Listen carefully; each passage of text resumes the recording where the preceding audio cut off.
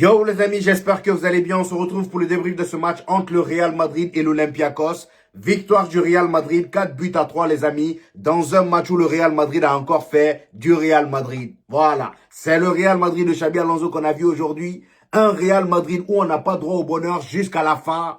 Même dans la victoire, il fallait qu'il y ait un moment de doute, un gros moment de doute même. Parce que là, si l'arbitre n'avait pas sifflé la fin du match là, heureusement qu'il y a eu seulement 5 minutes de temps additionnel. Hein. S'il y avait plus de 5 minutes de temps additionnel, on allait se faire égaliser.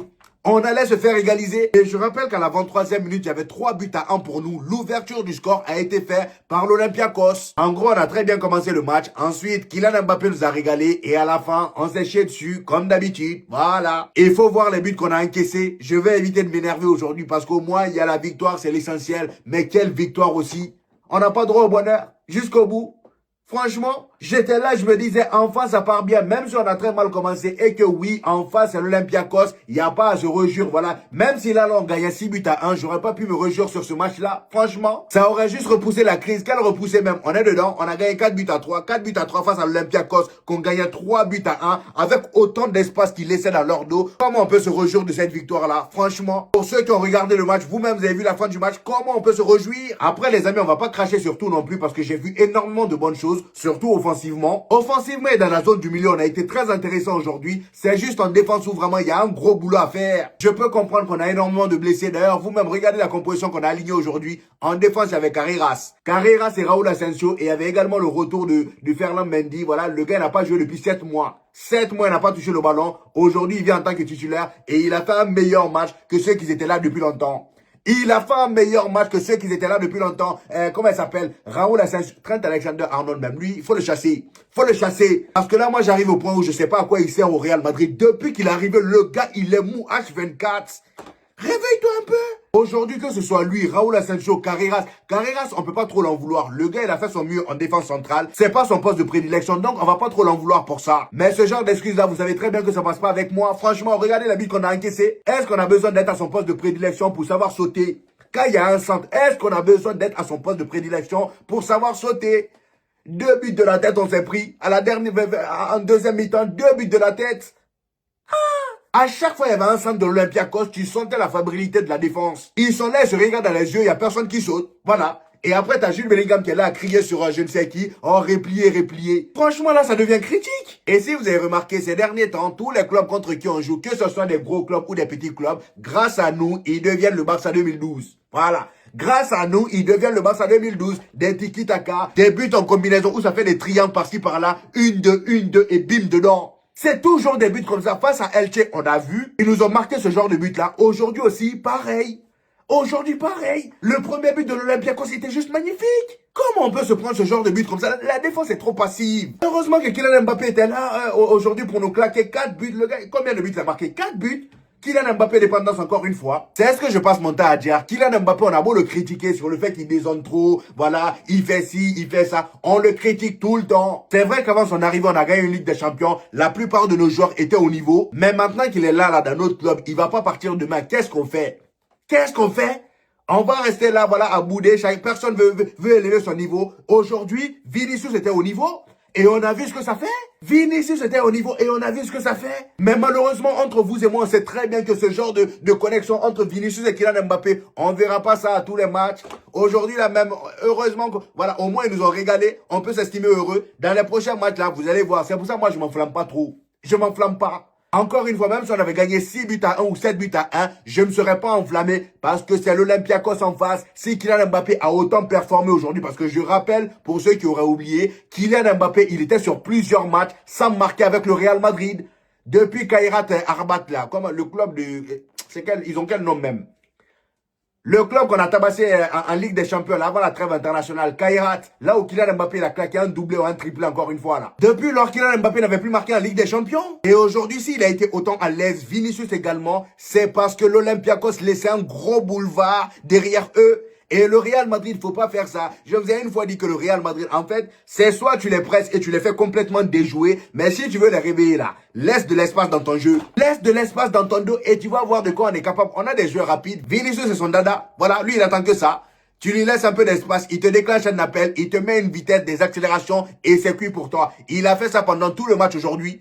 Jusqu'à ce qu'il sorte, il faisait que ça. Il faisait que ça. Aujourd'hui, il a fait 2 passes décisives pour Kylian Mbappé. La connexion était juste parfaite. Et en ce qui concerne Kylian Mbappé, aujourd'hui, le gars, il a sorti un match à la limite de la perfection. Même si c'était pas à 100% parfait, moi, c'est ce que j'attends de Kylian Mbappé. Aujourd'hui, de 1, il a été collectif. De 2, le gars, il cherchait beaucoup Vinicius. Moi, c'est ce que j'attends. Un Vinicius et Kylian Mbappé au haut niveau qui s'entendent bien, ça donnerait un match parfait. Un couple parfait. Regardez comment ils s'entendaient bien aujourd'hui. Kylian Mbappé, voilà, à chaque fois qu'il pouvait faire la passe, il faisait la passe. Et il jouait pas de manière égoïste. Et ce qui est incroyable, c'est qu'aujourd'hui, il dézonnait pas tant que ça. Il dézonnait de manière intelligente par moment. Mais pas tout le temps. Il restait principalement dans la zone. Il restait principalement dans sa zone. D'ailleurs, le but de la tête. Pourquoi il marque de la tête? Parce qu'il était dans la zone lors du centre. C'est ça qu'on te demande. C'est ça. Si c'était le Kylian Mbappé qui désolait à chaque fois là, le centre qu'Arda Güler a fait là, il n'aurait même pas pu avoir l'occasion parce que Arda Güler, pour ceux qui ont regardé le match, avant de faire le centre, il s'est d'abord assuré que Kylian Mbappé était bien dans la zone pour déclencher le centre. Parce qu'on sait très bien que Arda Güler, il n'y a qu'un seul joueur dans sa tête à qui il peut faire une passe. Voilà, au Real Madrid. Je sais pas si c'est ce qu'on a mis dans son contrat, je sais pas. Mais en tout cas, ça a tout l'air vérifié dans son contrat. Parce que le petit là aussi, ça commence à devenir son plus gros problème au Real Madrid. Aujourd'hui, certes, il a fait un très gros match. Son association avec Vinicius et Kylian Mbappé, je l'ai trouvé parfaite. Meilleure que l'association de Vinicius, Kylian Mbappé et Jude Bellingham. Raison pour laquelle, encore une fois, Jude Bellingham devrait revenir derrière. C'est à Jude Bellingham de jouer le rôle défensif que Xabi Alonso veut que Arda Güler joue. C'est ce qu'on dit depuis longtemps. Regardez les précédents matchs. Comment ça se fait que Arda Güler à chaque fois on le met en tant que 6 alors que le petit, il a du ballon. Il a du ballon. Aujourd'hui, on a revu la connexion Kylian Mbappé-Arda Güler qui nous manquait tant ces derniers temps. J'ai trouvé l'entente des trois parfait. Donc, pour les prochains matchs, s'il vous plaît, Jude Bellingham aujourd'hui, je savais même pas qu'il allait jouer. Voilà, parce qu'on m'avait dit que le gars, il avait des problèmes musculaires ou je ne sais quoi. Moi, je m'attendais pas à le voir rentrer en jeu en deuxième mi-temps. Mais après, je l'ai vu rentrer. Je me dis, bon, ok, c'est une bonne nouvelle. Au moins, on a un joueur important qui est pas blessé. C'est l'essentiel. Mais franchement, Xabi Alonso, pour les prochains matchs, mets Jude Bellingham derrière. Laisse Arda Güler en 10. Laisse Arda Güler en 10. Et concernant Vinicius, les amis, il y en a plein qui pourront se demander comment ça se fait que Vinicius a autant bien performé aujourd'hui. Et bah, mes chers amis, j'ai une seule réponse à vous donner. Ferland Mendy. Oui, Ferland Mendy. C'est pas anodin que Vinicius sort une masterclass aujourd'hui. Déjà, les deux se connaissent très bien. Ils avaient l'habitude de jouer ensemble jusqu'à ce que le gars il se blesse. Et en plus de ça, lorsque tu as un Ferland Mendy qui a un apport défensif énorme, dans ta tête, t'es libre. Vinicius n'avait plus ce tracas, voilà, oh, je dois revenir replier. Non, Ferland Mendy s'occupe de tout. Donc, dans sa tête, il était tranquille. Il avait juste à dégommer le gars sur son côté là. Et c'était bon. Et c'est ce qu'il a fait. C'est ce qu'il a fait. Le pauvre latéral de l'Olympiakos, il n'a rien pu faire. Voilà, Vinicius, à chaque fois qu'il avait le ballon, allez, vitesse, il passe décisive à, comment il s'appelle, Kylian Mbappé. Mbappé aussi bien dedans. Déjà, façon d'Mbappé même était énervé devant les buts là. Le gars, il rate pas. Dès temps en lui, on sait son point fort. Chirurgical devant les buts.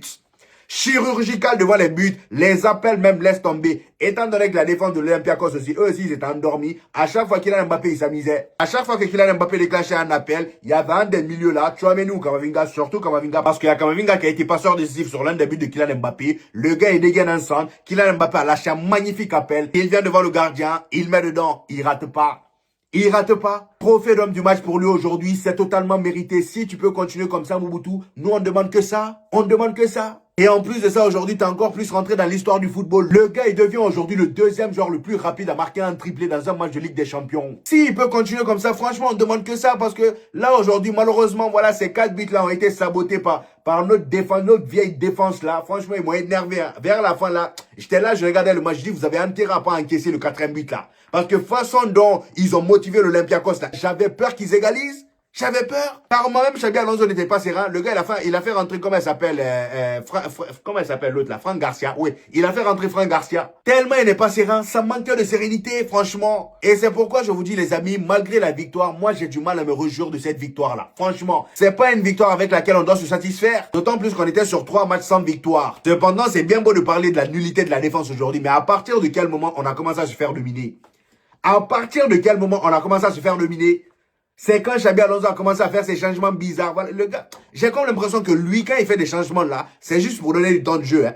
C'est juste pour donner du temps de jeu. Il fait pas des changements tactiques ni... Il fait pas ça. Déjà, le fait qu'il sorte Kamavinga, j'ai pas compris. Pour faire rentrer Nani Ceballos. Pourquoi?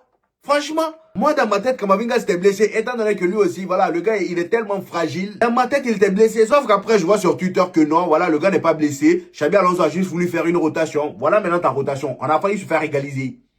On a failli se faire égaliser. Réfléchis un peu, Don Xabi. Quel Don frérot, franchement, Dans tous tes matchs, on sent qu'il n'y a pas de maîtrise. Voilà, tu maîtrises rien du tout. Tes joueurs sur le terrain sont là à jouer de manière brouillon. Il n'y a aucun système. Carrément, aujourd'hui, là, si on a bien joué, c'est pas grâce à Xabi Alonso, hein. Parce que, bon, Kylian Mbappé, il nous a aidé énormément. Vinicius également. Kamavinga a été monstrueux. Tchouaméni, chapeau. Match incroyable de sa part. D'ailleurs, le gars était énervé d'aller en défense. Mais si on a gagné, pour moi, il n'y a aucune tactique dedans, hein. C'est les joueurs qui se sont démerdés. Et le fait que l'Olympiakos laisse autant d'espace nous a facilité la tâche. On a exploité les failles de l'Olympiakos et on a remporté le match. Heureusement qu'à la fin, voilà, on ne s'est pas fait avoir avec notre défense vraiment, vraiment médiocre. Même pour sauter, ils n'arrivent pas.